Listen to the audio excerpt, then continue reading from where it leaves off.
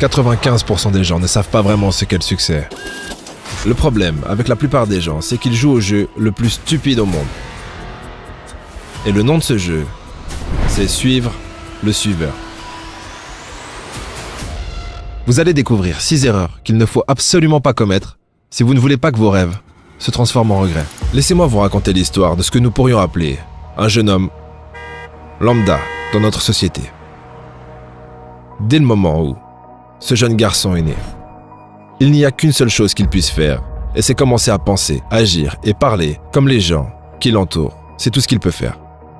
Mais dès le départ, les chances sont de 95 contre 5 qu'ils pensent, agissent et parlent comme le mauvais groupe. Ce sont des gens formidables, ils l'aiment et ils feraient n'importe quoi pour lui. Ils veulent qu'il réussisse. Mais les probabilités sont de 95 contre 5 qu'ils n'ont pas les réponses dont il a besoin s'il veut atteindre l'épanouissement en tant qu'être humain, s'il veut atteindre ce succès qu'il désire. Il y a même une enquête qui a demandé un jour à des milliers de travailleurs pourquoi ils se levaient le matin pour aller travailler. Et 19 personnes sur 20 ne savaient pas.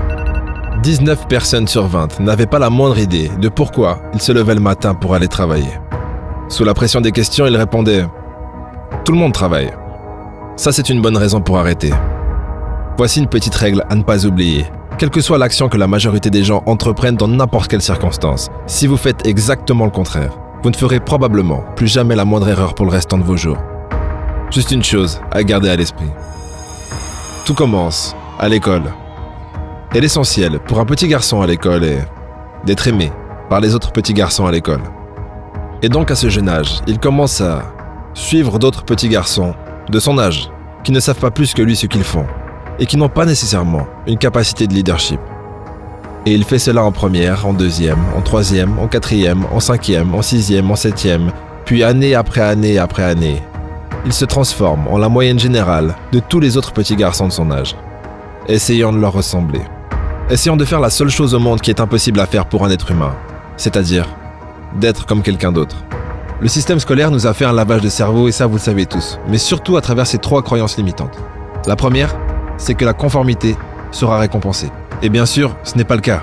Comme l'a dit Coco Chanel, pour être irremplaçable, il faut être différent. Mais quand on y pense, qu'est-ce que la conformité ? Eh bien la conformité, c'est de faire passer des normes sociales avant notre propre nature. Autrement dit, c'est de faire semblant d'être quelqu'un que vous n'êtes pas. Souvent ça veut dire faire semblant d'être comme tout le monde. Mais être comme tout le monde, c'est n'être personne. Alors que l'acceptation de vos différences est la plupart du temps la seule chose qui peut réellement vous rendre spécial. Deuxième croyance limitante, que le plus important, c'est de connaître les bonnes réponses. On vous force à mémoriser mécaniquement des réponses toutes faites plutôt que de vous apprendre à développer la créativité nécessaire pour trouver les bonnes questions, pour résoudre un problème dans votre vie. Ce que vous savez déjà ne vous sert à rien, parce que si vous aviez déjà la solution, eh bien, il n'y aurait tout simplement pas de problème. Ce qu'il faut en réalité, c'est être capable de se poser les bonnes questions pour découvrir ce que vous ne savez pas, que vous devriez savoir pour être capable de résoudre ce problème. Troisième croyance limitante, que nos options sont limitées. L'école nous donne l'impression que nous n'avons que 3 options. Première option, et souvent vue comme la pire option, faire un travail manuel. Deuxième pire option, travailler dans un bureau. Et troisième pire option, faire des études. Mais bien sûr, et malheureusement, vous ne travaillerez jamais pour vous-même, mais bel et bien, toujours pour quelqu'un d'autre. Personne ne vous dit qu'en fait, vous pouvez faire absolument ce que vous voulez. Si vous êtes travailleur, économe, entreprenant, créatif, et que vous comprenez qu'il faut d'abord créer de la valeur pour les autres avant de pouvoir en recevoir en retour, rien ne peut vraiment vous empêcher de réussir. Mais ça, personne ne me l'avait dit à l'école. Ensuite, il finit sa scolarité. Et en général, il va au service militaire et encore une fois, il est pris dans les taux de la conformité. Disons maintenant qu'il a 25 ans, qu'il a quitté l'école et qu'il a terminé son service militaire. Que va-t-il faire ? Disons qu'il retourne dans sa ville natale, qu'il est célibataire et qu'il ne sait pas trop quoi faire. Un jour, un ami qu'il connaissait à l'école s'approche de lui et lui dit « Hello Charlie, qu'est-ce que tu fais ?» Il répond « Rien ». Il dit « Pourquoi tu ne viendrais pas travailler où je travaille ? C'est un bon endroit, il paye bien. Et en plus, il y a plein d'avantages sociaux. » Et du coup, il le suit. Il y a 95% de chances que votre premier job ait été obtenu à la suite d'une demande d'emploi aléatoire. Ensuite, au travail, sans y réfléchir. La chose la plus naturelle pour lui est de regarder autour de lui, de voir comment les autres font leur travail, et de commencer à faire le sien de la même manière, en supposant que ce qui est normal pour eux est normal pour lui. Il n'y a aucune raison à cela, il n'y pense pas, il le fait simplement. Maintenant, il a devant lui 50 ans ou plus, en plein âge d'or. L'homme rêve de notre ère depuis l'Antiquité. Mais que va-t-il faire de ces 50 années d'or ? Eh bien, regardons tout ça de plus près. Nous savons qu'il travaille environ 40 heures par semaine. 40 heures par semaine, ce qui lui laisse 72 heures par semaine où il est ni en train de travailler ni en train de dormir. Cela fait 72 heures libres chaque semaine à faire ce qu'il veut.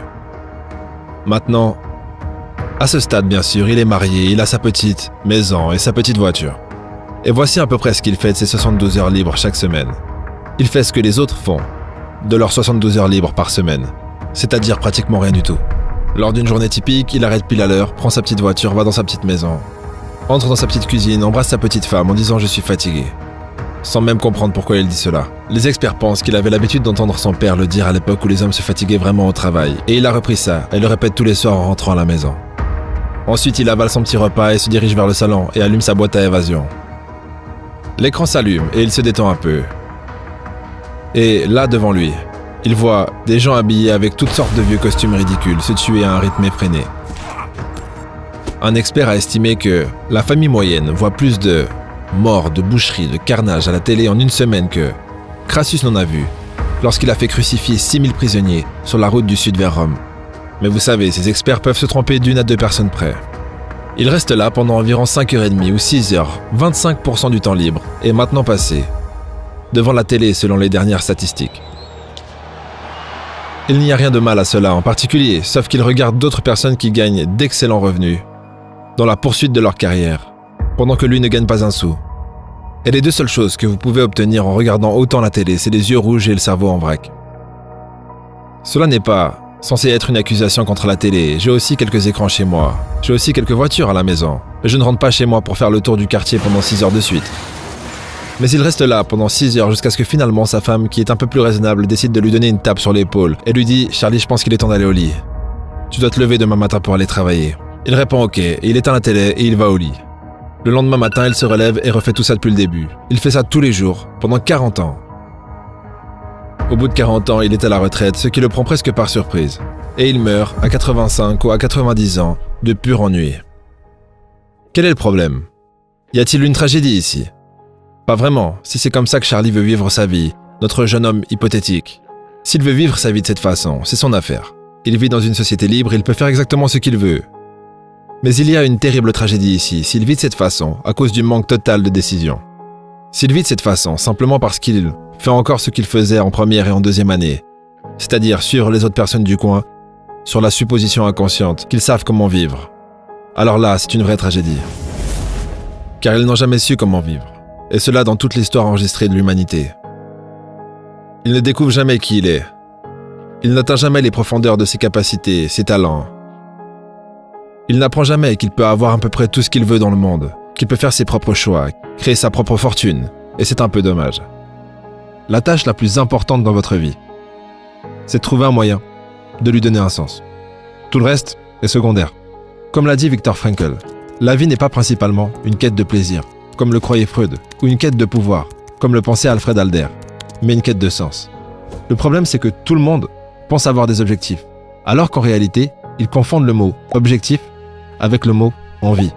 Un objectif, c'est un plan, alors qu'une envie, c'est un caprice. Imaginez avoir un objectif tellement désirable et motivant pour vous que vous arrivez facilement à vous lever 1 à 2 heures plus tôt le matin pour avancer sur vos progrès de la veille. Quand vous avez connu cette sensation, vous réalisez que rien ne peut l'égaler. Mais comment faire en sorte que nos objectifs nous donnent de l'énergie? C'est très simple. Donnez-leur plus de temps et d'attention. En réalité, c'est tellement important de définir des objectifs qu'on a dédié une leçon entière à ce sujet dans notre formation Esprit Subconscient. Sauf erreur, elle s'appelle « Transformer vos rêves en objectifs atteignables ». Le succès n'est vraiment rien de plus que la réalisation progressive d'un idéal qui en vaut la peine. Cela signifie que toute personne qui sait ce qu'elle fait et où elle va est un succès, et toute personne ayant un objectif pour lequel elle travaille est une personne qui réussit. Mais à l'inverse, si une personne ne sait pas pourquoi elle travaille, ce qu'elle veut, si elle n'a pas d'objectif vers lequel avancer, alors elle doit, du moins selon cette définition, être considérée comme un échec. Alors pourquoi, avec cette simple définition, pourquoi tout le monde ne réussit pas? Ça devrait être facile. Mais que faudrait-il faire? Ce qui est nécessaire, je pense, c'est une checklist. Comme celle qu'un pilote d'avion utilise, je pense que vivre avec succès est aussi important que de piloter un avion. Et voici quelques-unes des choses que je pense devraient figurer sur cette checklist, qui pourraient aider cet homme à vivre une vie plus significative, plus intéressante, plus excitante, plus appréciable. La première chose que vous devez avoir sur n'importe quelle checklist, à mon avis, c'est le mot « objectif ». Un homme sans objectif est comme un navire sans gouvernail. Il ne sait pas où il va. Il appartient alors aux 95% qui vivent simplement jour après jour, mois après mois, comme une étoile de mer. Il a besoin de savoir où il va. Au début de la navigation, les marins avaient l'habitude de voir un spectacle étrange en Antarctique. Ils voyaient un énorme iceberg se dressant, hors de la mer, et se déplaçant contre le vent. Le vent soufflait dans cette direction et cet immense iceberg se déplaçait directement contre le vent. Et c'était bien sûr effrayant pour les marins, dont les navires étaient propulsés par le vent, jusqu'à ce qu'on découvre que, bien sûr, seule une fraction de cet iceberg était visible, et ses énormes et profondes racines étaient prises dans les courants de l'océan. Et il avançait le long de son chemin, indépendamment des vents et de l'agitation de l'eau en surface. Eh bien, c'est ce dont un homme a besoin. Il a besoin d'avoir ses racines profondément ancrées dans un grand courant principal de son choix. Et alors, il se déplacera, le long de son chemin, indépendamment des vents à la surface de sa vie, ou des aléas à court terme. Et il arrivera là où il souhaite aller. Le deuxième mot sur notre checklist pourrait être le mot « attitude ». On dit qu'il est le mot le plus important dans n'importe quelle langue au monde. Car c'est notre attitude envers notre monde, envers toutes les personnes qui y vivent, qui déterminera l'attitude du monde et de ces personnes envers nous. C'est simple, la plupart d'entre nous le savent, mais nous avons tendance à l'oublier. Les gens réagiront à nous, selon notre attitude. Et notre attitude est le plus grand cadeau que nous puissions recevoir. Vous savez, ces petites créatures sauvages ont reçu un merveilleux cadeau de la nature, appelé le camouflage, ce qui leur permet de se fondre dans leur environnement sans être vus. Mais l'homme n'a pas reçu ce grand cadeau, car l'homme a reçu un cadeau incomparablement plus grand. Seul l'homme a le pouvoir divin de faire changer son environnement pour qu'il s'adapte à lui. Car son environnement changera à mesure qu'il change. L'environnement d'un homme est un miroir impitoyable de lui en tant qu'être humain. Et s'il pense que son environnement pourrait être un peu amélioré, tout ce qu'il a à faire est de s'améliorer, et son environnement s'améliorera également. Je vais vous proposer un truc un peu bizarre. Prenez un stylo et écrivez dans votre main l'acronyme AMP. Ce qui veut dire attitude mentale positive. Et maintenant, chaque fois que vous aurez une attitude, disons, négative, regardez dans votre main et rappelez-vous qu'une attitude mentale positive finit par résoudre n'importe quel problème, alors qu'une attitude mentale négative est souvent à la cause de la majorité des problèmes auxquels vous faites face actuellement. Le mot suivant, c'est réfléchir. Réfléchir. La plus haute fonction dont l'être humain est capable. La seule chose, chez un homme qui est un homme, c'est son esprit. Tout le reste, on peut le trouver chez un cochon ou un cheval. C'est vrai. Alors si nous voulons développer quelque chose, c'est un bon endroit pour commencer. De penser de manière délibérée, avec un objectif. De passer un peu de temps chaque jour, devant une feuille blanche, avec notre objectif. Peut-être écrit en haut de la feuille, pour trouver des idées fraîches, nouvelles et excitantes.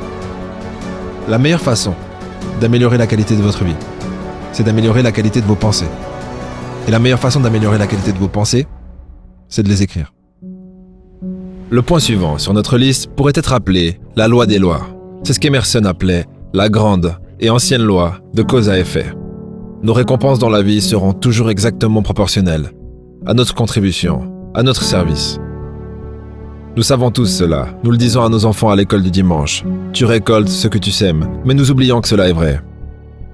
Si un homme n'est pas content avec ses récompenses, tout ce qu'il a à faire est de trouver des moyens d'augmenter sa contribution, son service. Le point suivant pourrait être simplement le mot vérité, puisque tout ce que nous faisons a une réaction égale et opposée, à moins que ce que nous faisons ne soit basé sur la vérité. Nous construisons sur du sable, et cela ne peut pas tenir.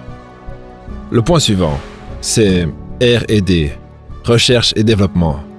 Aucun d'entre nous voudrait travailler pour une entreprise ou investir notre argent dans une entreprise qui n'a pas un département de recherche et développement qui réinvestit un bon pourcentage de ses bénéfices dans la recherche et le développement, parce que son avenir en dépend. Mais il en va de même pour une personne, et vous pourriez vous demander combien de votre propre salaire avez-vous dépensé pendant l'année écoulée en matériaux, destinés à vous rendre plus intelligent cette année que vous ne l'étiez l'année précédente. Combien d'argent réinvestissez-vous en vous-même et dans votre avenir? Ça vaut la peine d'y penser. Et enfin, le plus étrange des secrets. Voilà une question. Qu'est-ce qui fait qu'un enfant grandisse pour devenir l'être humain qu'il devient? Eh bien voilà la raison. Bien sûr, il est le résultat d'un pool génétique qui remonte à des milliers et des milliers d'années. Son environnement a une influence sur lui, bien sûr. Mais ce qui le fait devenir la personne qu'il devient, c'est qu'il devient ce à quoi ils pensent le plus souvent. Et c'est aussi simple que ça. Nous devenons ce à quoi nous pensons le plus souvent. Et c'est le plus étrange des secrets. L'imagination est tout ce qui compte. Et nous pouvons devenir ce que nous pouvons imaginer. La loi de l'attraction dit que vous n'obtenez pas ce que vous voulez, mais vous obtenez ce que vous êtes. Alors si vous voulez apprendre à reprogrammer votre subconscient et transformer votre sens-identité, je vous recommande fortement la vidéo que vous retrouvez dans la description. Au prochain épisode. Assieds-toi sur ton lit un jour et demande-toi quelles sont les choses incroyablement stupides que je fais régulièrement qui sont en train de complètement ruiner ma vie.